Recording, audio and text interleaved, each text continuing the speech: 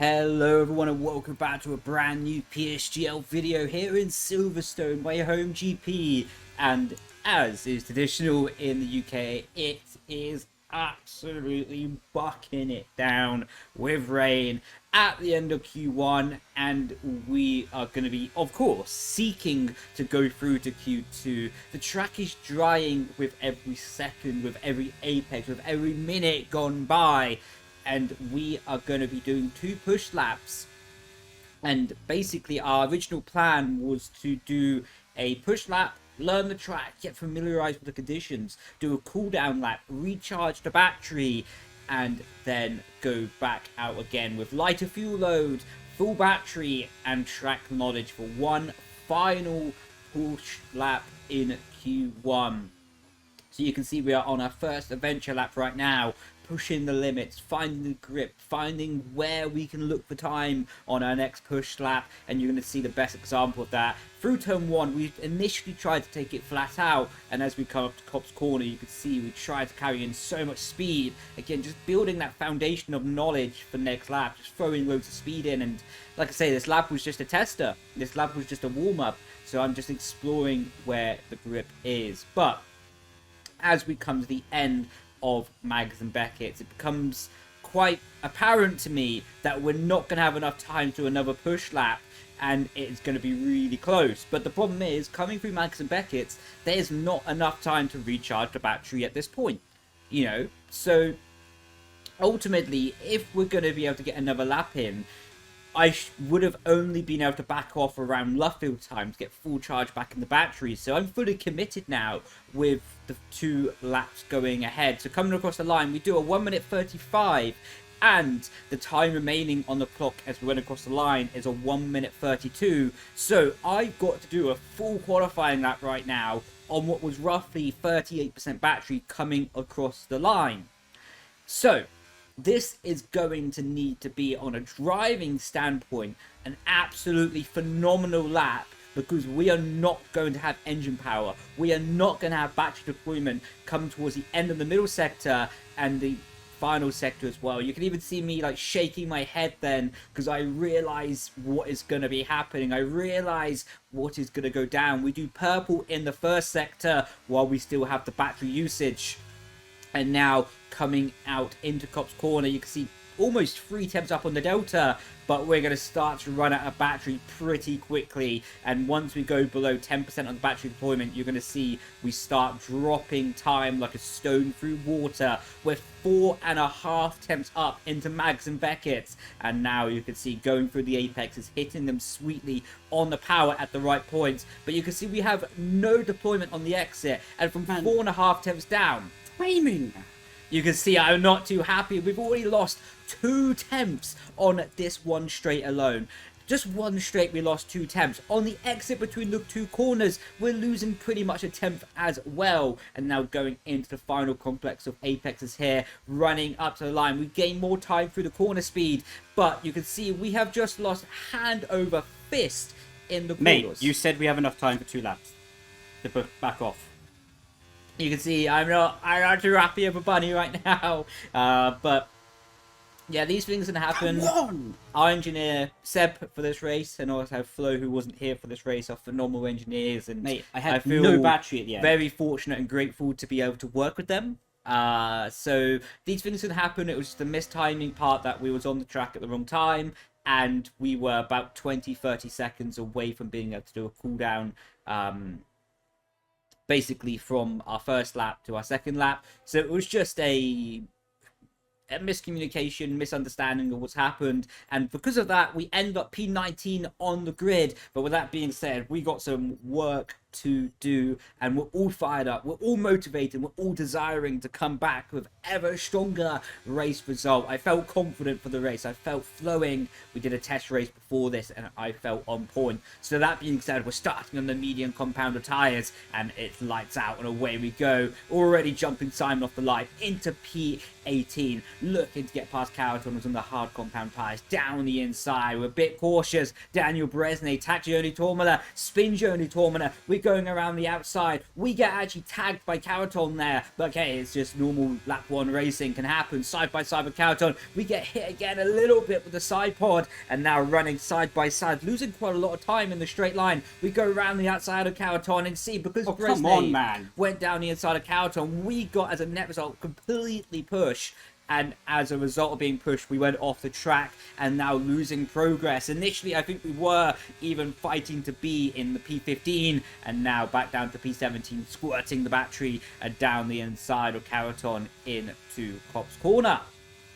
So we end up P16 right now as we're looking to come into Mags and Beckett's the first time here in the race. Something that is really worth noting that I did actually have no idea that was happening in the race is my throttle was not going to 100%. I only found it out when I was doing iRacing after the race, actually, for a bit of fun, and I found in the iRacing settings and in the Fanatec settings after that my throttle was only going to 98, 99% down the straight.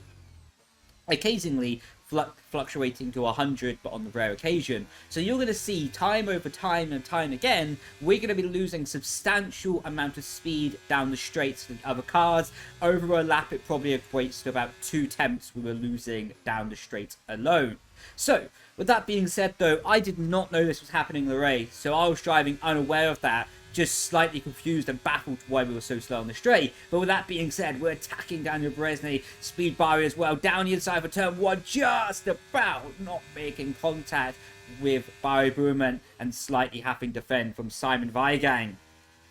So with that being said, also with the throttle, we were losing substantial time on the straights, but our apex speed were always on point. You can see every single time we was going through a corner, we were really hooking up the apex and closing in despite the dirty air. You can see the same effect here and really all over the back of Bari in the middle of the corner. Lap 14 came on and pretty much nothing happened between the initial laps I just shown you and lap 14 right now. I've spent most of my time tyre saving, but getting my battery back up to a good deployment level and ultimately giving myself as many options to either go for the undercut or overcut as well, coming onto the straight. And you can see this is a good example of how much speed I was losing on the straight. Both me and Bari have the DRS wide open, and I lost a tenth to Bari down the straight. Of course, he might have been using a bit of battery, but this was playing out time over time again. And ultimately, we decide to go for the undercut, get a bit of clean air, and put the fate in our hands.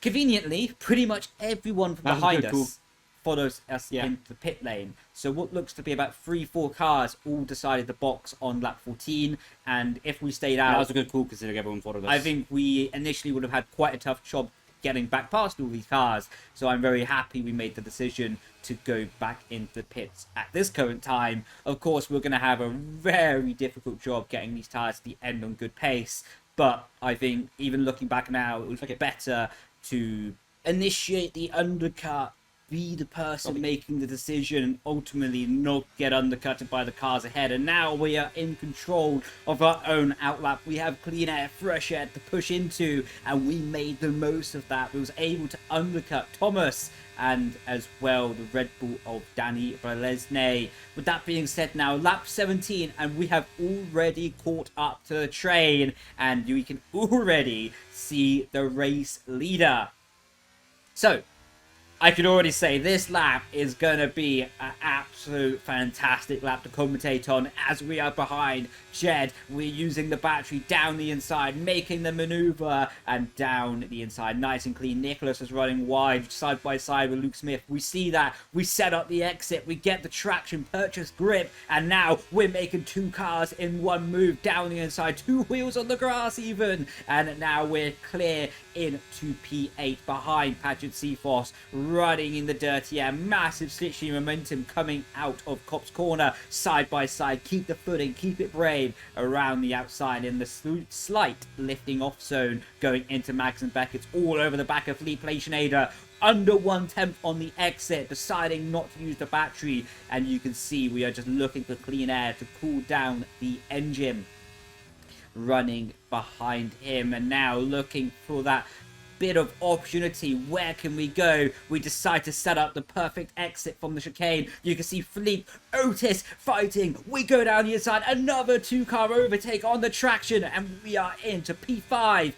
on this race. So we went for P11. We were in P11 at this exact point on the track last lap, and now we are fighting for P5, looking to move up to P4 against Jarno Opmeer, looking for the perfect exit, squaring off the car, getting the car straight, traction, purchase grip on the exit, and we are all over the back of Jarno. Jarno decides not to fight it, and we have to use a bit more battery to get down the inside and make the maneuver completed.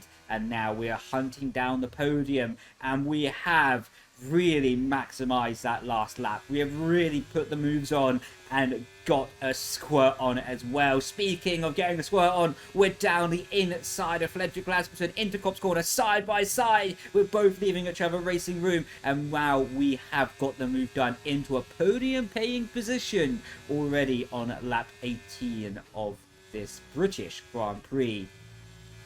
Coming from P19 on the grid to now P18, P3 is not whatever bad happens going. now, we've got a banger YouTube video. You can hear me already saying that we got a banger YouTube video on the way, and I feel confident to say this video has been of absolute fantastic joy to commentate so far. Looking around the outside of Jake, but Jake does a really smart job defending, slightly squeezing me to the grass and giving me no real option to try and get around his outside. And now, because we had 16% on the battery and we knew that we were quite slow on the straight line, I decided to try and save a bit of battery right now and, well, put ourselves in a position to fight later on in the race. In hindsight, this probably was a bit of a mistake. I probably should have continued to push forward and tried to be the leader of the race rather than fighting and trying to stay in P3. My original strategy was I was going to try and basically leapfrog Alfie and Jake on the DRS straight at the end of the lap. But ultimately, as you're going to see, that isn't going to come to plan, as Danny's going to get a move on and is going to be attacking us straight away. I was fully aware that if I press my battery right now, I would have no battery to fight anyone else with, and that would put me in a super vulnerable position. So side by side with Daniel Bresley, second lap in a row, going side by side with a Red Bull through that corner, and was able to leave the racing room and make it through fair and square. So now we're in a really difficult position. We're on slightly older tyres than the soft runners around us, and we have got to try and save a bit of battery. Again, you can see our straight line speed because of the throttle pedal is just doing us wonders down the straight and losing time hand over fist. Looking to try and help Thomas though as we go defensive from Freddie and give Thomas the momentum to go around the outside of Freddie Rasmussen, and now Thomas is in to P5. And of course, it's always better to have your teammate around you than a rival team driver. So what battery is Thompson? You're going to be asking for the battery of Thomas, and now we are going to be skipping on later into the lap as we are now on lap 20. You can see giving Thomas as much slipstream as possible down the straight, and now swapping to give Bari the dirty air through the apex, running it wide, letting Thomas go down the inside so we can be side by side and not have Bari have an opportunity. And now again defending from Bari, braking slightly early and letting Thomas go around the outside, slightly on the marbles, and you can see the lack of grip we already have on our soft foam ham tyres, that we just lost the position to Bari as well purely on the traction, but we was equally able to hold on to P6. And like I say, despite the throttle issues and everything going on being older tyres, we're not doing bad in this race. In fact, I think we're doing pretty damn good considering all the issues that we have, as Ismail Fassi's going down the inside, what swaps the outside, and I'd say round of applause for Ismail. That was a fantastic manoeuvre. And now we're just trying to hang on and build our battery back up and put ourselves in a fighting position later in the race. And now you see Fredrik Rasmussen behind us.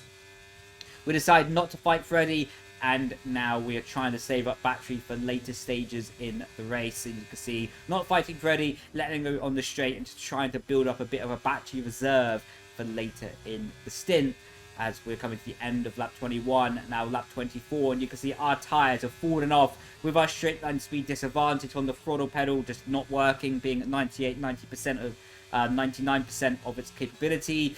You can see we just got no straight line speed, no tyres, and we are just hanging on at the moment and driving the absolute wheels off the car in the apex to try and make that time back up, as Caraton has gone back past us.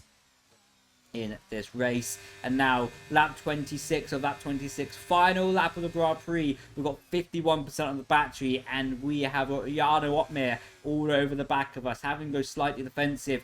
And you're going to see we are extrapolating as much grip from these tyres as possible in this lap, and we are pushing to the absolute maximum capability. See Jarno closing in on a straight line. We're having to go slightly defensive, and you can see just scraping these tyres around the corner now, putting some steering lock on, getting it rotated, waiting for the throttle. The traction is not biting, the fronts are not gripping as we're going to go into Copse Corner. We knew that we had some track limits available, so we send it in with the risk of going wide, and you can see the front is just not turning, because we was having to push all stint long, maximise our pace with the straight line speed disadvantage. But going through Mags and Beckett to really hook up a good corner, slightly wide on the exit, and that is our second corner cut warning of the race. And now using battery down the straight, Jarno all over the back of us, gonna make us go defensive, and you're gonna see we're gonna turn and just have no grip, and Jarno does a beautifully executed switchback, and now is clean around the outside, and Jarno isn't even a problem anymore. Yoni Tormler going around the outside, and now we're gonna have to be perfect on the traction, fighting for the final points per in position, and we're able to retain it going across the line. So, wow, what a race. I think I said throttle problems about 1,500 times in that race, so my apologies if you heard me say throttle problems so many times. But yeah, starting from P19, ultimately stuff not really going our favour, with the undercut not typically working in the way that it normally would do. So yeah, that combined with the issues that we had on the pedal, I'm relatively happy to be P10. So yeah, overall I'm very happy with that race. I think we did a good job overall on a strategy point of view as well, considering again this race was a very strange race in the sense that normally the undercut and the overcuts don't play out that extremely. So yeah, I'm overall very happy with the race, and getting back to points from P19 is not a bad result considering the stuff did not go our way. With that being said, I've been Brendon Leigh. Hopefully you've enjoyed the video, and I really appreciate your time for watching. Grazie everyone, thank you so much, and I will catch you in the next video. Ciao ciao, bye bye.